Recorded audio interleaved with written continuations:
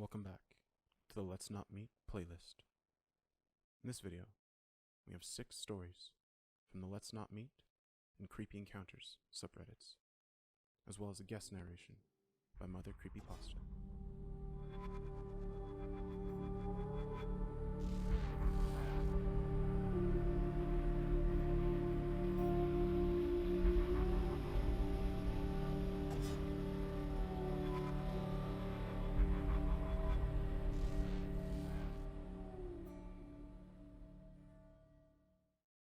The event here takes place in Washington State in early October of 2010.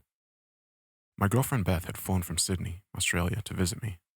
I live in Seattle.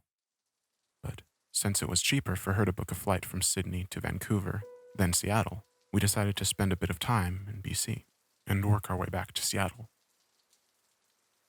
After a couple of days in Vancouver, we took a ferry to Vancouver Island in Victoria, where we stayed at the Empress Hotel. The plan from there was to take a ferry from Victoria back to Anacortes in Washington State and hop on a bus or a train or something to Seattle. Making the most of our last day in Victoria, we did not get to the ferry terminal prior to the final ferry of the day. I think it departed around 10 p.m. or so. Upon arriving at Anacortes, if you're familiar with how ferries work, you'll have about 10 minutes or so where a flood of cars disembark and foot traffic too, as people head to the parking lot to hop in the car they presumably have parked. I had miscalculated on a couple of fronts. Upon checking what I believed to be a bus terminal, there was clearly no bus on the way. And there were no cabs either, no public transportation options, and whatever kind of souls who may have helped us out very rapidly dissipated into the night.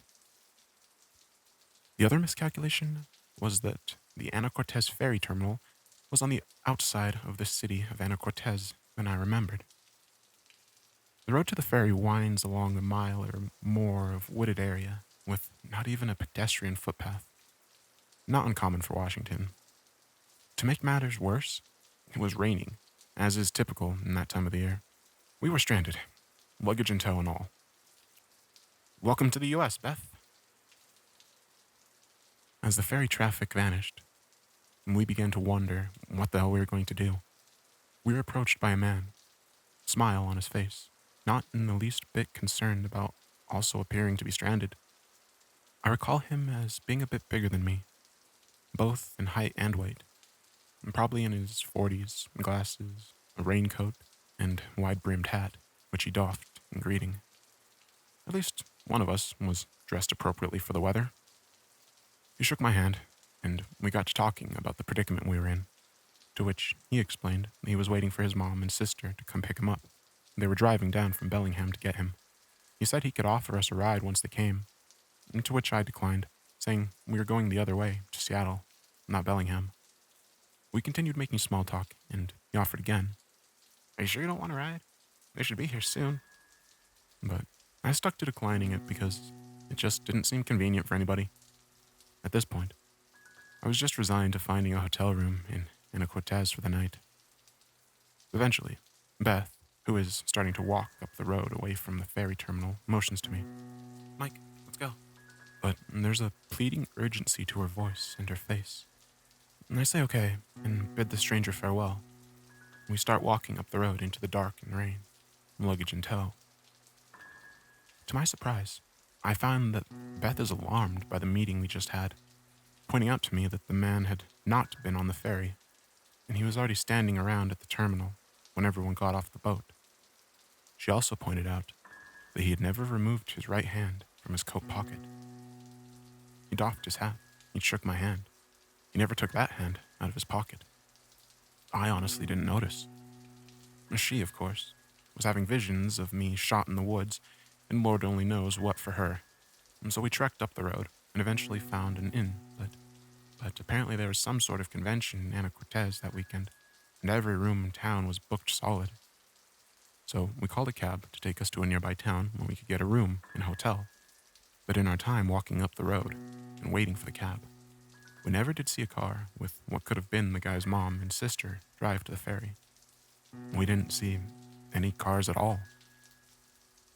In the years since, Beth is now my wife. and we do joke that this was our close encounter with a serial killer. Half joking, of course, but also half wondering when news might come to light of something horrible along the coast, Bucket Sound.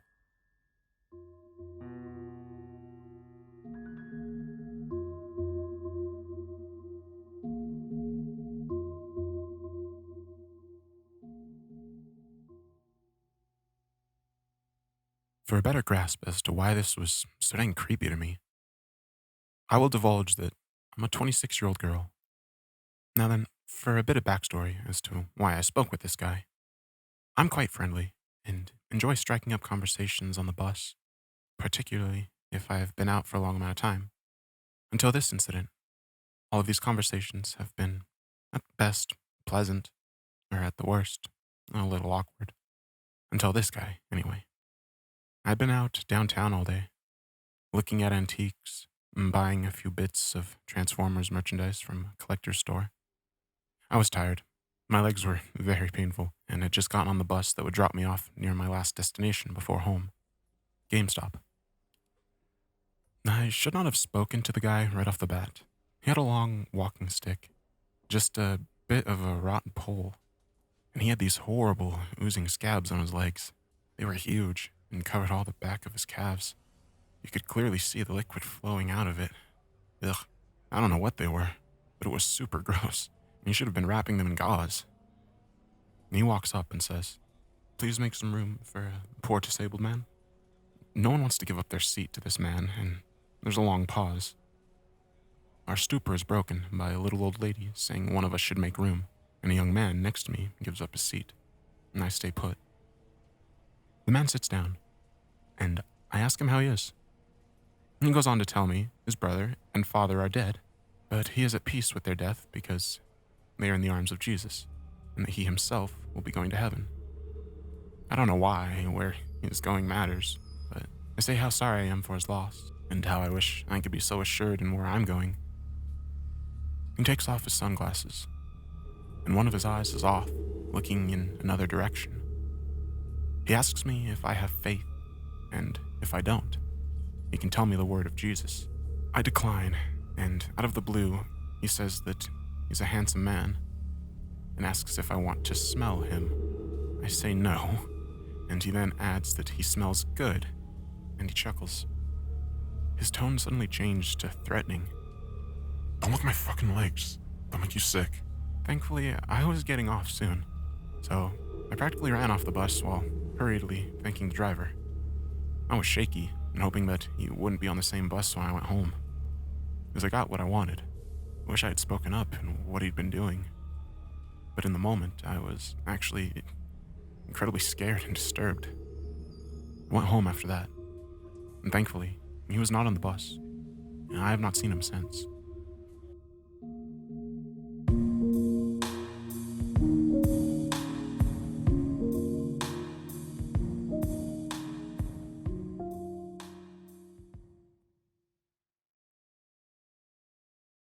I've been following this site for a little bit, so I've decided to post a small story.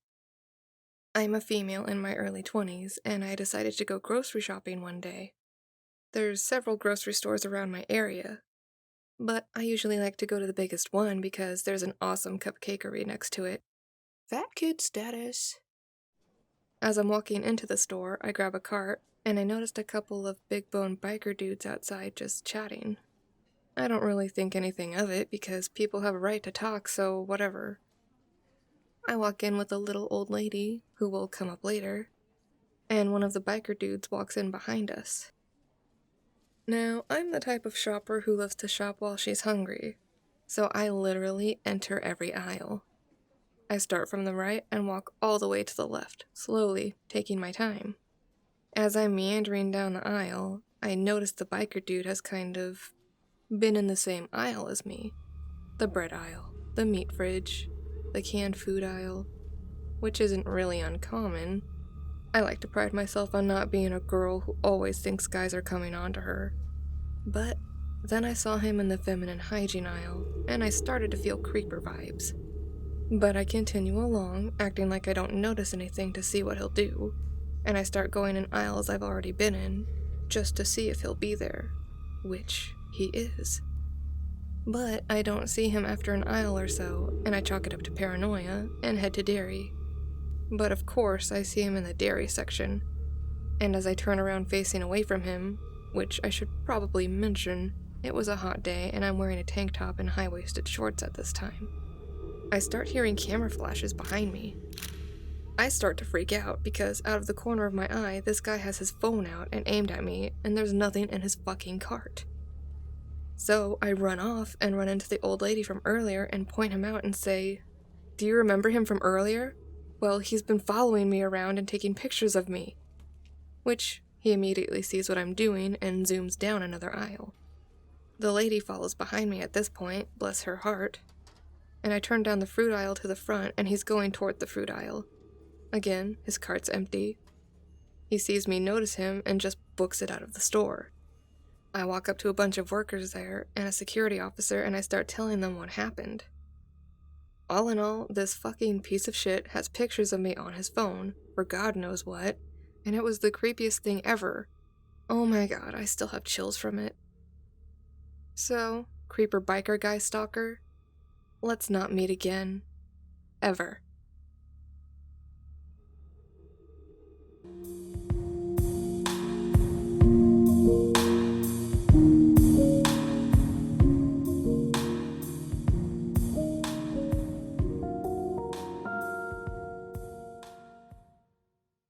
So, this happened to my brother about 10 years ago. He was around 8 at the time, myself about 13. A friend of mine and her mother had invited my mother and I to the movies with them over the March break, and my brother, being too young to be left home alone, was forced to come along. We went just after lunch, though by the time the movie was out, the theater was just starting the evening rush. My friend, her mother, and I went to use the washroom before going home. My brother had to go as well. Until then, he had accompanied my mother to the women's washroom, but I guess he thought he was too old for this now and wanted to go into the men's by himself. My overly protective mother was not having this, so she opted for the single-room family washroom, where there was a middle-aged man waiting by the door. After a few moments, he told my mother that his young daughter, about the same age as my brother, was inside, and he offered to take my brother to the men's so they wouldn't need to wait. Of course, my mother was a little freaked out and declined his offer. The man waited a bit longer, offering again, and when he was rejected a second time, just walked away. By this time, my friend and I had returned from the washroom, so my mom knocked on the family washroom door with no response. She tried the door, which was unlocked, and found the washroom to be empty. It terrifies me to think what could have happened to him had my mother been less paranoid.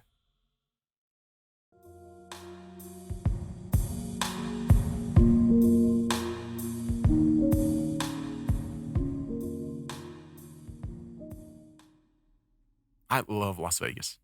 I've visited many times and have only repeated one hotel. Sometimes I repeat a restaurant, but rarely. Most trips have been solo. About 4 years ago, I visited one of Emeril Lagasse's restaurants.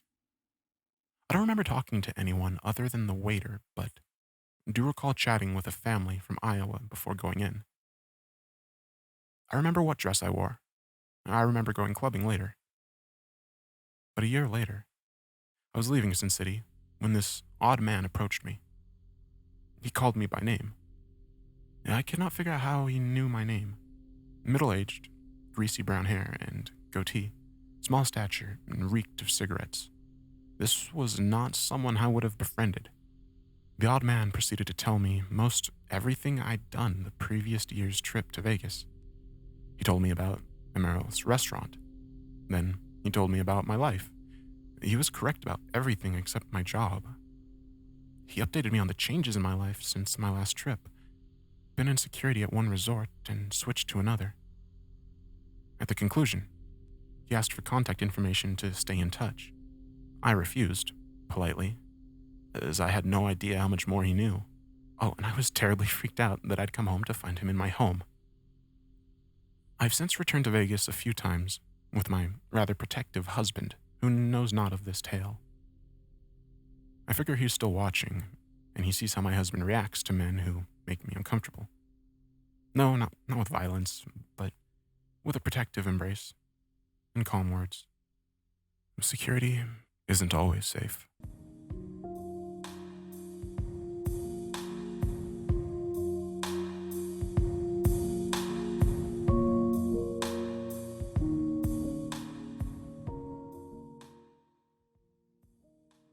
About a month ago, I made a post briefly listing people from middle school who were weird and creepy, but this post is going to be in depth with the ringleader of creeps, Brandon. I don't remember how I met him. He was just one of those people who kind of showed up in my friend's group. I was a 7th grader, and he was 6, and he got a huge crush on me towards the end of the year. He'd sit with me at lunch all the time, tried to find me in the morning, basic middle school crush stuff, and he was really touchy-feely, which I found unnerving. The first weird encounter was when I went to a school dance. He was there too. When he found me, he asked if I could find his friend, Olivia. Now, I'd never heard of Olivia, so I knew he was lying, but still, we both wandered the dance looking for this Olivia chick. The entire time, he talks about watching me dance and puberty. Yeah.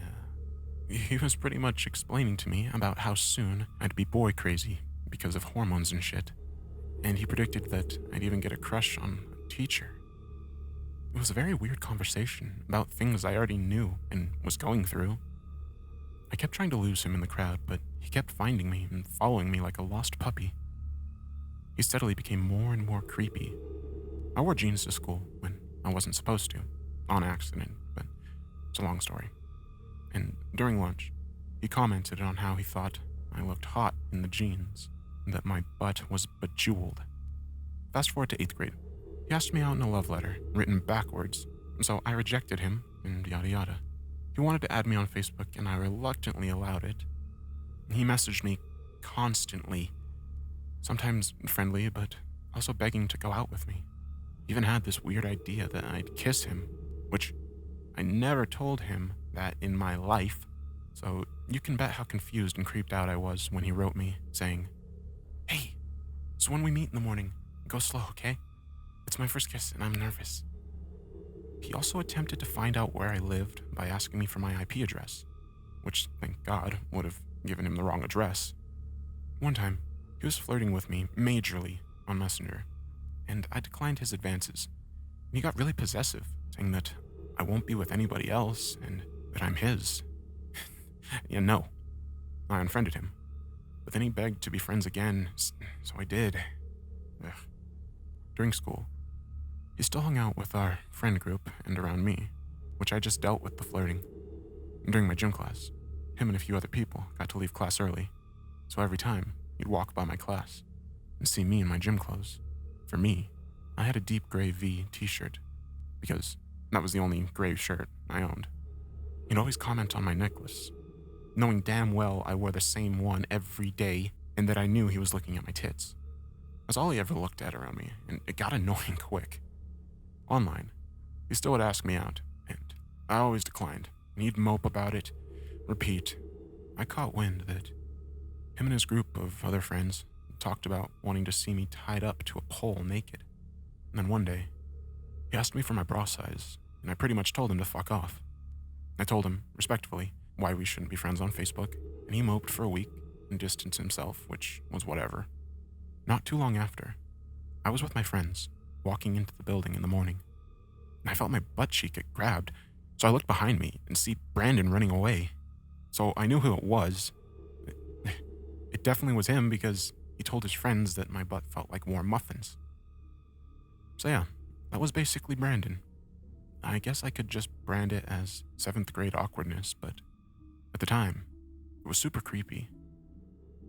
Hopefully by now he's matured up and stopped grabbing girls' asses now that he'd be a junior and I'm a senior.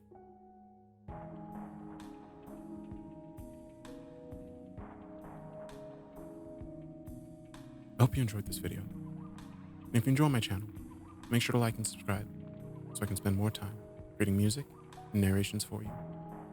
Have a good night.